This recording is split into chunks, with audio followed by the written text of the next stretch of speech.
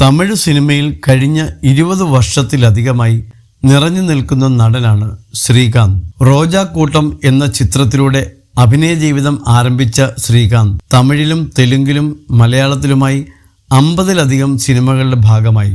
സംവിധായകൻ മണിരത്നവുമായി ഉണ്ടായ പ്രശ്നത്തെക്കുറിച്ച് സംസാരിക്കുകയാണ് ശ്രീകാന്ത്. മണിരത്നം സംവിധാനം ചെയ്ത ആയുധ എഴുത്തിൽ സിദ്ധാർത്ഥിന്റെ കഥാപാത്രം ചെയ്യേണ്ടിയിരുന്നത് താനായിരുന്നെന്നും ആ സമയത്ത് ഷൂട്ടിനിടെ അപകടം നേരിട്ട് 3 മാസത്തോളം ആശുപത്രിയിൽ കഴിയേണ്ടി വന്നെന്നും ശ്രീകാന്ത് പറഞ്ഞു.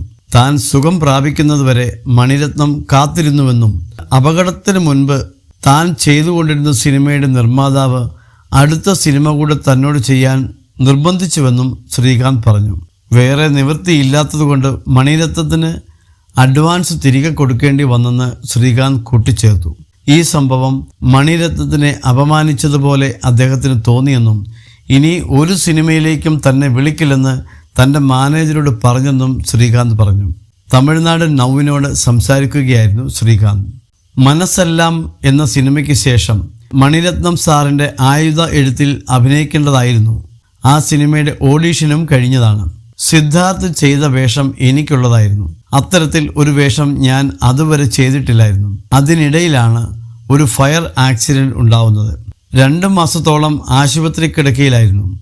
എല്ലാ ദിവസവും മണിരത്നം സാറിൻ്റെ ഓഫീസിൽ നിന്ന് ബൊക്കെ വരുമായിരുന്നു. എനിക്ക് വേണ്ടി ഷൂട്ട് മാറ്റിവെച്ചിരിക്കുകയായിരുന്നു. ആ സമയം പല സിനിമകളുടെയും അഡ്വാൻസ് തിരികെ കൊടുത്തു. ഹോസ്പിറ്റലിൽ നിന്ന് ഡിസ്ചാർജ് ആകാറായപ്പോൾ ഞാൻ മുമ്പ് ചെയ്തുകൊണ്ടിരുന്ന സിനിമയുടെ നിർമ്മാതാവ് എൻ്റെ അടുത്ത് വന്നു.